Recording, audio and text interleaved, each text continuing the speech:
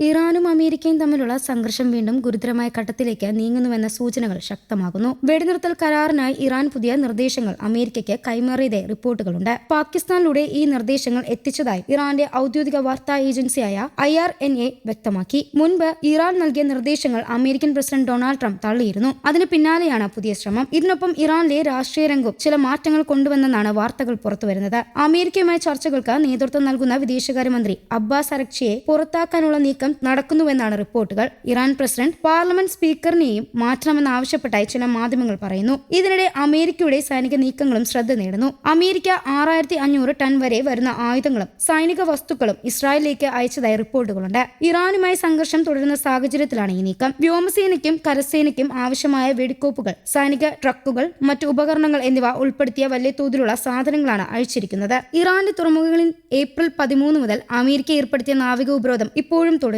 ഇത് ഇറാന്റെ സാമ്പത്തിക രംഗത്തെ ശക്തമായി ബാധിച്ചിരിക്കുകയാണ്. ഇതോടൊപ്പം ഇറാനെതിരെ ശക്തമായ സൈനിക നടപടി ആലോചിക്കുന്നുവെന്ന വാർത്തകളും പുറത്തുവരുന്നുണ്ട്. അമേരിക്കൻ സെൻട്രൽ കമാൻഡ് തയ്യാറാക്കിയ റിപ്പോർട്ട് പ്രസിഡന്റ് ട്രംപിന് കൈമാറിയതായും പറയുന്നു. ഈ വിഷയത്തിൽ നടന്ന ഒരു പ്രധാന യോഗത്തിൽ അമേരിക്കൻ സൈനിക മേധാവികളും പങ്കെടുത്തു. ഇസ്രായേൽ പ്രതിരോധ മന്ത്രാലയത്തിന്റെ വിവരമനുസരിച്ച് ഇറാൻ സംഘർഷം ആരംഭിച്ചതിനു ശേഷം അമേരിക്ക ഇസ്രായേലിന് 1,15,000 ടൺ കൂടുതലുള്ള സൈനിക സാധനങ്ങൾ നൽകിയിട്ടുണ്ട്. വ്യോമമാർഗത്തിലൂടെയും കടൽ മാർഗത്തിലൂടെയും നിരവധി തവണ ഈ സാധനങ്ങൾ എത്തിച്ചു. ഈ പ്രവർത്തനങ്ങളെല്ലാം ഇസ്രായേലിന്റെ സുരക്ഷ ശക്തമാക്കുന്നതാണെന്ന് അവർ വ്യക്തമാക്കുന്നു. അതേസമയം ട്രംപ് നൽകിയ പ്രസ്താവനകൾ വലിയ ചർച്ചയായിരിക്കുകയാണ്. ഇറാനിലെ സൈനിക നടപടി യുദ്ധമെന്ന് വിളിക്കാനാകില്ലെന്നാണ് അദ്ദേഹം പറഞ്ഞത്. ഇറാന്റെ നാവികസേനയും വ്യോമസേനയും തകർന്നുവെന്നും അവരുടെ ആണവശേഷി വലിയ തോതിൽ ഇല്ലാതെയായെന്നും അദ്ദേഹം അവകാശപ്പെട്ടു. കൂടാതെ ഇറാന്റെ ഡ്രോൺ നിർമ്മാണ ശേഷിയുടെ 80% തകർന്നുവെന്നും അദ്ദേഹം പറഞ്ഞു. ഇറാന്റെ സാമ്പത്തിക സ്ഥിതി വളരെ മോശമായിരിക്കുകയാണെന്നും അവർക്ക് എത്ര കാലം നിലനിൽക്കാനാകുമെന്ന് കാണാമെന്നും ട്രംപ് ചോദിച്ചു. നാവിക ഉപരോധം വളരെ ഫലപ്രദമാണെന്നും അദ്ദേഹം കൂട്ടിച്ചേർത്തു. എന്നിരുന്നാലും ഇപ്പോഴത്തെ സാഹചര്യത്തിൽ ഇറാനെ നേരിട്ട് ആക്രമിക്കാൻ താൻ ആലോചിക്കുന്നില്ല എന്നും അദ്ദേഹം വ്യക്തമാക്കി.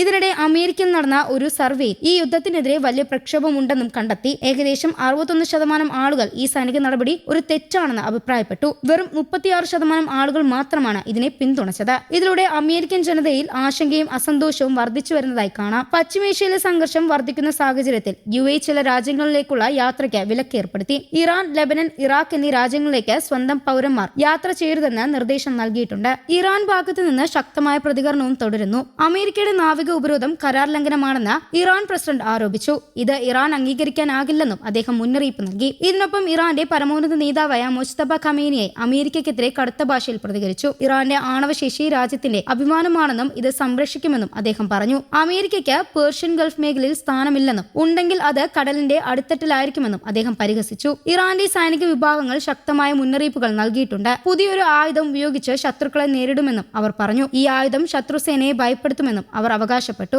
കൂടാതെ അമേരിക്കൻ വിമാനവാഹിനി കപ്പലിനെതിരെ മിസൈൽ ആക്രമണം നടന്നതായി ഇറാൻ അവകാശപ്പെട്ടു. ഇതിനിടെ ലോകരാഷ്ട്രങ്ങൾ ഈ സംഘർഷം കുറയ്ക്കാൻ ശ്രമിക്കുന്നതും കാണാം. റഷ്യൻ പ്രസിഡന്റ് വ്ളാഡിമിർ പുടിനും ഡൊണാൾഡ് ട്രംപും ഫോണിൽ ചർച്ച നടത്തി. ഏകദേശം 90 മിനിറ്റ് നീണ്ട ഈ ചർച്ചയിൽ ഇറാൻ പ്രശ്നവും യുക്രൈൻ യുദ്ധവും ചർച്ചയായി. ഇറാനുമായി വെടിനിർത്തൽ നീട്ടാനുള്ള അമേരിക്കയുടെ തീരുമാനം ശരിയാണെന്ന് പുടിൻ പറഞ്ഞു. ഇത് പ്രശ്നപരിഹാരത്തിന് സഹായിക്കുമെന്നാണ് അദ്ദേഹത്തിന്റെ വിലയിരുത്തൽ. എന്നാൽ വീണ്ടും സൈനിക നടപടി സ്വീകരിച്ചാൽ അതിന്റെ പ്രത്യാഘാതം വളരെ ഗുരുതരമായിരിക്കുമെന്നും അദ്ദേഹം മുന്നറിയിപ്പ് നൽകി. യുദ്ധത്തിന്റെ സാമ്പത്തിക ബാധ്യതകളും ജനങ്ങളെ ബാധിക്കുന്നു. ഇന്ധനവില കൂടുകയും ജീവിത ചെലവ് ഉയരുകയും സാധാരണ ജനങ്ങളെ ബുദ്ധിമുട്ടിക്കുന്നുണ്ട്. പലരും യാത്രകൾ കുറച്ചതായും വീട്ടുചെലവുകൾ ചുരുക്കിയതായും സർവേയിൽ പറയുന്നു. കുറഞ്ഞ വരുമാനമുള്ളവർക്ക് ഈ പ്രതിസന്ധി കൂടുതൽ ഗുരുതരമാണ്. ട്രംപ് തെരഞ്ഞെടുപ്പിൽ നൽകിയ വാഗ്ദാനങ്ങൾക്ക് വിപരീതമായ നടപടികളാണ് ഇപ്പോൾ നടത്തുന്നതെന്ന് ചിലർ അഭിപ്രായപ്പെട്ടു. ഇത് അദ്ദേഹത്തിന്റെ ജനപ്രീതിയെ ബാധിക്കുന്നുവെന്ന് രാഷ്ട്രീയ നിരീക്ഷകർ പറയുന്നു. ഇറാൻ അമേരിക്ക ബന്ധം വളരെ സങ്കീർണമായ ഘട്ടത്തിലാണ്. ഒരു ഭാഗത്ത് ചർച്ചകൾ നടക്കുമ്പോൾ മറ്റു ഭാഗത്ത് സൈനിക തയ്യാറെടുപ്പുകളും തുടരുന്നു. ലോകം മുഴുവനും ഈ സ്ഥിതിഗതികൾ ശ്രദ്ധയോടെ നിരീക്ഷിക്കുകയാണ്. സമാധാനപരമായ പരിഹാരമാണ് എല്ലാവരും ആഗ്രഹിക്കുന്നത്. News desk Kerala Kaumudi.